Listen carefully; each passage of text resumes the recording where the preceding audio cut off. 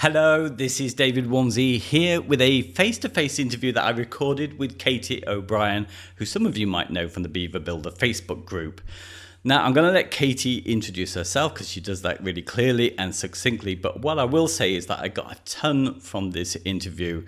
She is someone who doesn't have a long history with WordPress, not even a long history making websites. But she comes in at a time when page builders have become decent with Beaver Builder. And I think she brings a fresh and new perspective on running a business as a small agency. She's a really smart cookie, and I got a ton of gold nuggets from this. So I hope you enjoy it, and I'll see you on the other side. Bye-bye. So, hello, Katie. Thank you so much for joining me for this chat. Yeah, thanks for having me. It's great. Now, I've long admired your work because, I know you from the Beaver Builder Facebook group, and I saw your comments there. And I was quite a while before I went and checked out your site, and I saw your beautiful designs. And I've had a few people ask me, would I talk to you? Because they want to know about you in the Beaver Builder group. So, it's great that you've come on. So really, if anybody doesn't know who you are, do you want to give us a little bit about your background and what it is that you do? Sure. So I specialize in, obviously, Beaver Builder websites, but I phrase it kind of my tagline that I say is that I build simple and chic, frustration-free WordPress websites, and I specialize in working with coaches, so solo entrepreneurs, and typically like life coaches, health coaches, energy coaches, that niche, and I really like the simplicity of the designs that I create. Like my aesthetic is I like simple, I like clean. But then the frustration-free side I put is I didn't always work with Beaver Builder. And so I would really work on any platform or get into any sort of WordPress website, and I would get in there and I'm like, oh my goodness, this is confusing, and I could figure it out. But when I'd hand it over to my clients, they're like, I don't want to work in this. And so I added the frustration free right along when I decided I'm solely going to be using Beaver Builder. And that was really for my clients because they wanted something that they could update and that they could easily use themselves. And there was nothing else out there that was as simple as Beaver Builder and reliable as Beaver Builder. Then I found that could also allow me to make it as custom as I wanted it. So I could get them the design that they wanted it, but they could also have the simplicity of, updating and making tweaks and, doing some things on their own once the keys were handed over. So that's kind of where I'm at now. And I feel strongly about allowing my clients to make the updates themselves, because the entrepreneurs that I work with, they don't want someone managing it 100%. Excuse me. They want to know how. They want to be able to do it. So they kind of want the big thing set up for them, but then they want to be able to have the ability and the confidence and the know-how to make simple updates. Like if they want to update their about page on a Saturday night, they don't have to call someone to do that. So I feel really strongly about giving them the tools along with the beautiful new site on, making the updates themselves. Yeah, that's great. Well, actually, a question that I wanted to ask you much later was actually what you did with clients in terms of handing over. Do you restrict the access a little bit using Beaver Builder, or do you just give them the full site and they could, if they wanted to, ruin it? Yeah, I have found that I'm the minority in the designer world when it comes to,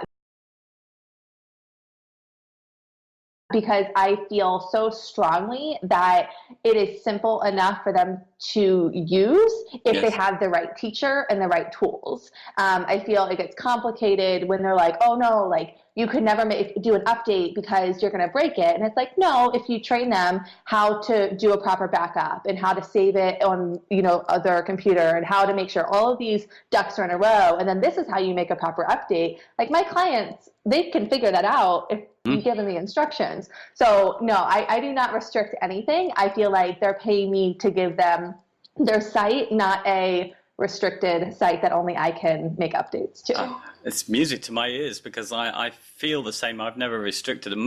In my case, most clients wouldn't bother looking anyway, so it's not an issue. But yeah, that's really interesting. Do you I am moving to the end of the question, strangely, so I'll come back. But as we're on it, I'm just interested, when you hand over a site, do you continue to manage that site for them? Do you have any kind of care plan, or do you deal with any hosting on that side of things? So I don't do any hosting. So I direct them with different hosts that I like. So I really like Flywheel and SiteGround. So I direct them with that. It's their account. They have that. And then in regards to maintenance and care packages, I do have them, but no one has actually taken me up on them. I was actually just talking to my mastermind about that. And I'm like, I don't understand. And like, why people don't want a maintenance package or a retainer or whatnot. And then it's like, I do understand, because I built that site to not require the maintenance. So what I do is I offer it if it's available, if they are interested, the rare case that they don't want to touch their site. But typically what I do is I have hourly support that I offer to past clients only. So if they need a troubleshoot, or they need an update, or they don't want to do something themselves, or they just want me to look into something, they'll reach out to me individually and say, hey, this is what I've got. Can you help me out with that? And then that's typically how I work with them ongoing, versus like a set retainer package. Yeah, I mean, for me, it's kind of essential for the clients that we deal with, because they wouldn't go in their sites. They don't update them very often, so they wouldn't update their plugins. And that's, I've had some sites hacked because they just don't touch them. So, but I think it's clients, and your clients are really interesting, because I guess it links to your background as well, isn't it? I don't think you said that you were also a life coach before. Is that correct? Yes, I was. So it was back in, I think 2011, it was right before I married my husband. I was like, I can't do the 9-to-5 forever. Like, I need to figure out something. And I found the world of coaching, and I was really into personal development and just basically everything coaching was about. And I had no idea even about the industry. And I found it. I was like, this is what I am meant to do. And so I dove headfirst into it. I launched my business. A few months in, I found a certification program that I wanted to go through, and went through that. It was about I started it a little early, but it was a 9-month program. And I remember it was 9 months because I called them, or I was like, hey, I want to register, but I want to get pregnant and I want to have a baby. So I need to have this done before this baby gets here. I'm not pregnant yet, but I'm going, and it just so happened I was certified. I got my certification in the mail 2 weeks before my daughter was born. So it actually did work out the way it was. And that was my plan, was to leave my 9-to-5, to stop coaching part-time, and go full-time when I had my daughter. So I could stay home with my daughter, but also have my business. And basically I worked with a lot of mom entrepreneurs, helping them simplify. I wasn't so much a business coach. I would more help on the lifestyle side to simplify life, simplify some of the business, really to help them quiet the noise of society and do, really what they were passionate about. And it was great. It had obviously ups and downs, but I kind of really got into my groove. But that was when I had my son 2 years later, and he is a whole different animal than my daughter. So there was a lot more chaos in the house. We also moved during that transition, and there wasn't a lot of quiet, I guess you could say. So those intimate coaching calls were very far and few in between, the opportunity for those. And it was stressful for me to try to even figure out how I was going to serve my clients. And I didn't want to serve them when I was in a stressful spot. So I stepped back. And it was a couple months of really doing nothing. I was just solely a stay-at-home mom. But I feel like once I had that entrepreneur bug in me, I couldn't not have something of my own. So I actually launched February 2016. I just started as a virtual assistant, but focusing in WordPress and just all sorts of different kind of WordPress stuff as a VA. But then I realized designing a site and building a site from scratch, or revamping and having a lot more say in it rather than fixing something that's broken, is a lot more enjoyable for me. And so just a couple months into being a VA, I kind of pivoted into solely doing web design and development, and it just kind of blossomed from there. Yeah, wow. That's interesting.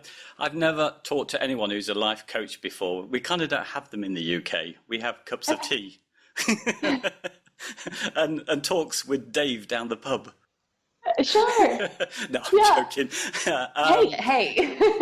Yeah. No, but it's really interesting because your client group, it sounds to me like kind of an ideal group of people because they seem like really focused. There's another person in the Beaver Builder Facebook group, Chantel, Edward, Betsy, I don't remember her name, who also has a similar type of client, sort of female entrepreneurs as well. And that seems a great success for her. Do you work with anyone outside of that kind of group at all? I do. I'm very particular about it. I have to believe in the business, and I have to feel passionate enough about it to go outside of that scope. And so really feel like I connect with them. And like, for instance, my church reached out to me and asked, hey, can you help us build a website? Like they're not a life coach, they are a local church. So that's completely different. And then I've had a couple other people and I've known personally that are outside of that realm that will reach out. So I don't say absolutely no, but I want to make sure that I'm the best fit. And I feel like I really know the coaching industry and I really know what goes into the business as well as the website. And I think understanding both of those is really important to help my clients. So if there is a business that reaches out to me or an entrepreneur or a company that needs a website and I don't feel like I'm the best fit, even if I really do want the project, I'm gonna recommend them out to someone who I know specializes in that area because I just feel like everyone has a certain gift and that they're great at something. And I feel like there's so many talented web designers out there that you can spread the wealth and have that client really be served in the best manner somewhere else with someone else. And then, of course, things are it's give and take. So I will if I feel like it's a fit, but I also have been known to refer out if I don't think that I would be the best fit for them. Okay, no, it's great. I mean, your website is fantastic, I think, for getting the message over. The value proposition at the beginning just makes it very clear who it's for. And I love it as you explain, that simplicity is your thing. And you've got personal branding. You've got a nice picture of you on there. And I think everybody should look at your site because it's a real good site to know how to kind of brand yourself, I think. But what I was interested in is, does a lot of your work come through the site or is it just through recommendations and people you know? It's like 95% referral. Okay. And actually, if it does come through the site, like if it's via Google, I am a little bit more cautious because most of my clients, before they even send that email or before we even have a talk, they're already ready to move forward. They're already sold. And I don't try to sell them. And if they come via Google, it's more sometimes they're comparing me to a whole bunch of different designers and they're price checking, and that's okay. I mean, Everyone does that. But I don't want that to be the only factor. I want people to know my reputation and to say, yes, this is exactly the person I want. She gets me. She gets my business. Her style is what I like. I don't want there to be any hesitations. And most of those are non-existent by the time they're even on that first phone call with me. So most of them is a lot of Facebook, like kind of they've heard of me or they've heard what I'm doing or they heard my style and they've had a recommendation, either Facebook or word of mouth or a friend of a friend. So majority of them are that way. But I do get the occasional contact via the website. Okay. And your clients, I mean, I'm guessing here, but I would imagine that most of it you're working one-to-one with somebody on their site, or do you get projects where you have to work with a committee, maybe the church one? Right. That's probably going to be the biggest one with a bunch of people. But yeah, mostly it's one-to-one with the business owner, entrepreneur, coach, and then myself. Now, sometimes they'll involve like their virtual assistants to help them gather their content or to help kind of move the project along. So I use Asana, the project management system. Yeah. So sometimes they'll invite some of their other freelancers in there. So they can kind of have access to that. But the main decision maker is always the main contact so far. But I actually really prefer it that way. Yeah. Well, I guess I'll ask you about the thing that always is talked about is getting content off clients. Do you have an issue with that ever, and how do you deal with it? That was a big learning curve for me, where when I first launched, I kind of just put up my package and the price, and I would have people pay in full, and then they would vanish. And it was like baffling to me. I was like, oh my goodness, like if I paid someone, like I'd be like on this, but I'm a very type A go-getter, like streamlined, organized, where some of the other people were still kind of figuring things out in their business, and they were excited about the website, but then they wanted to change something, which is okay, and it happens. But as a business, I had a lot of clients backed up, and it was hard to take on new clients if I didn't know when that content was going to be turned in. So 2016 was a big learning curve on just getting my systems and my contracts and procedures in place. So now it's actually written into my contract, or even into my contract. So in the beginning, I require a non-refundable deposit to get on the schedule, and basically that starts when all content is due by this date, and that's when I'm going to start the project. Yeah. Now, if they miss that, then I have the right to cancel the project cancel it altogether, and they don't get their deposit back. If they miss it, I also have it, or depending on my schedule, I can bump it down to the bottom of my schedule, and we can kind of start over.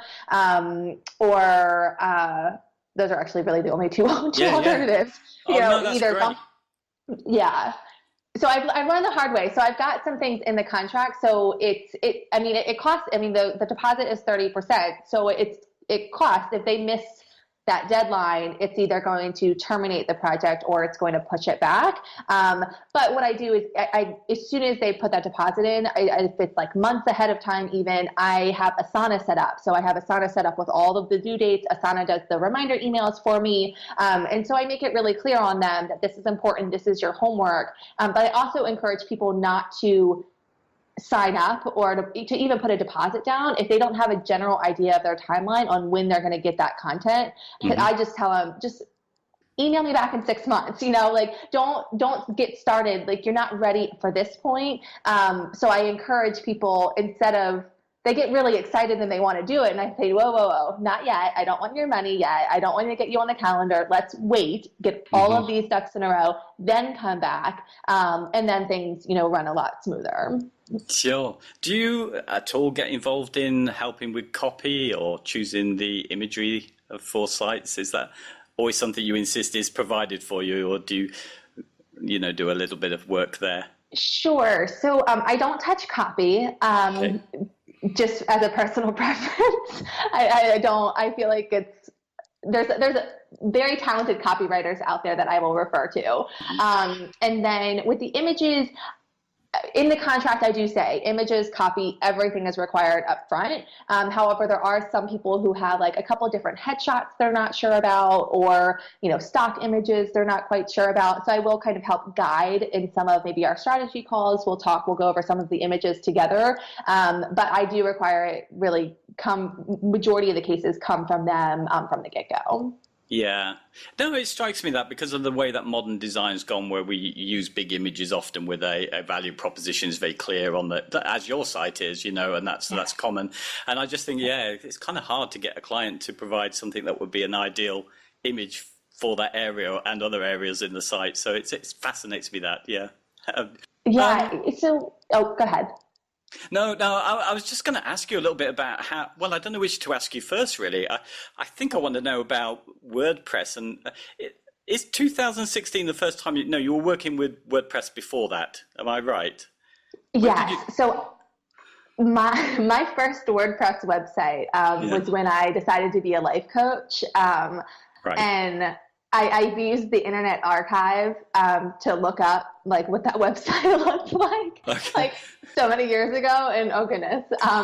But yeah, so my first one was my own DIY for my life coaching business, and then my second website, and that continued to evolve. And then my husband launched a local pressure washing business here, and he is not anywhere, like he's a police officer, so technology wise he's not anywhere near anywhere close. We have our own gifts. So I did all of his website and all of his technology. So that was another WordPress website.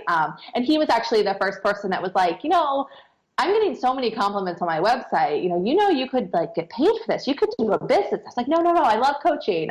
It sounds way too complicated. And I loved the actual doing it. It was just all the systems and the processes I didn't understand. So yeah, I started, I guess 2011 was my first introduction. Do you remember any of the themes that you would have used back then? Oh goodness. I was like, I loved searching themes. Like some girls like shopping for shoes. Like I liked shopping for themes.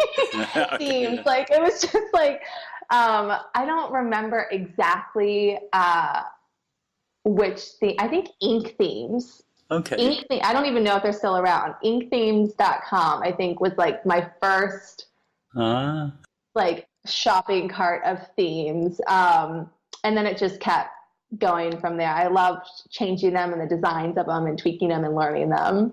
Yeah. So Beaver Builder, all of your professional sites are Beaver Builder, is that right? Correct. Now they are. Wow. That's great. Yeah. So many people want to go back. Yeah. The what? So many people say they want to go back and redo their sites with Beaver Builder, after they've jumped on later and got clients. I'm one of those. So yeah, I'm envious of you. Yeah. Yeah. Well, I will say as of like, I want to say it was like spring. Yeah.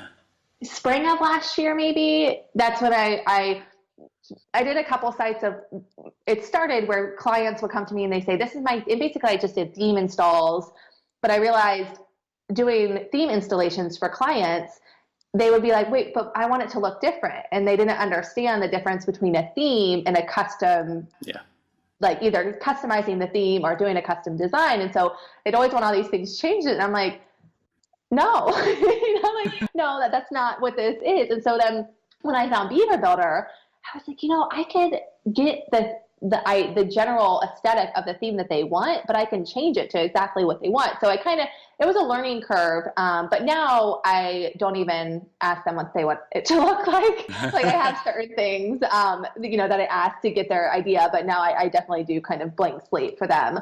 But it was a learning curve for them. And I think a learning curve for me too, especially with all the different themes for me, as a business owner, if I'm working in all these different themes, that means I do have tutorial videos and I have courses to train them. That means I'm going to have all different tutorials, all different types of training videos. My sites are going to look different for everyone else's. And it's like, why don't I keep up with one thing that I know is awesome for my clients, get rid of all the rest. It's going to be simpler for them, and it's definitely going to be simpler on me too. Wow. There's so much, again, more questions come out of that. Sure. Well, one is how you go about the design. So really, they leave it to you to come up with the design for their site. Is this something you do in a program, or do you go straight into the browser and start working with Beaver Builder?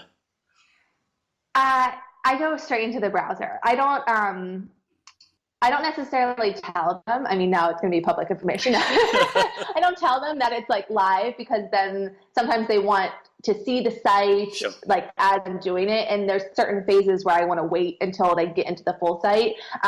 So I actually start right into Beaver Builder, because I feel like it's just so much easier, and it would just take too much time for me to build it on something else and then to recreate it. Beaver Builder is so simple for me to use and tweak and change that I just start right there. And then I do mock-ups as a screenshot, and then I do like a video recording describing the design and stuff like that to explain like that first version to them.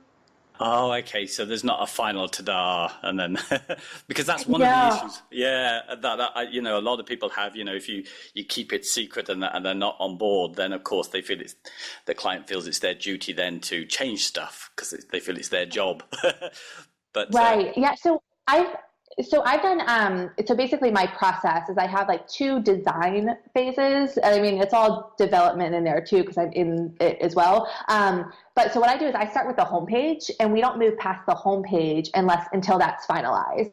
So I design just the homepage at first, because I feel like there's so much branding and there's so much that goes into the homepage that then if you get that right, Yes. typically the rest of the pages are going to flow pretty easily, and there won't be a whole bunch of changes. So I start with that, and they have to sign off on that, and that's finalized before the rest of the site is touched. And I found that works really great because if they're good with the homepage, then the aesthetic of the rest of the pages, I have a general idea on what they're good with. And they've been really happy with that procedure, and it's worked really well for me too. Fantastic. Do you? I'm really fascinated, as everybody is, about the sort of tools you use. I know you do use one of the add-ons as well. I know you use PowerPack because you did an interview with Puneet on his blog. Is there any other ones that you use as well that every time? I mean.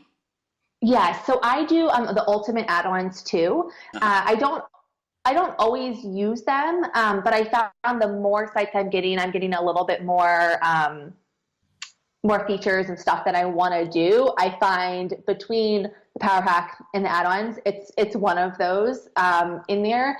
And so I use those two. I also use Beaver Tunnels, which is super helpful. And I think I don't use Beaver Themer yet. I've looked into it, but I just don't need it yet. So I haven't jumped on board.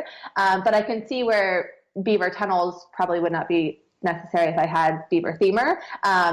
But right now, I guess the main ones I use is obviously Beaver Builder, Power Pack, Ultimate Add-ons, and Beaver Tunnels are like my main Beaver plugins. Sure. I was thinking with your sites, do they have any functionality that's quite difficult, like events calendars and courses or anything like that needs to be included in the sites you do? No, not really. I like to keep it simple. Like I've done an e-commerce here and there, but again, it kind of goes along with the profession that I work with. So the life coaches, they are basically selling. A lot of times they're selling services. So it's one-to-one service or a class or a speaking engagement or something like that. I do have like calendar-wise. I typically outsource that, so it would be a third-party software I'd recommend, and then I'd embed that into like its own private page. And then with the online courses nowadays, I'm recommending like Thinkific or and outsource that way too, because I found it's just so much simpler for them to figure that out and use and manage, and I'm using that now too. So I typically recommend a lot of that to be a third party, and then we can embed and tie that into their website. Oh yes, I did see that you do a course, don't you? They're for your clients. I saw it on your website. Yeah. Yes. That's fantastic. Yes. Yeah. It's fairly new.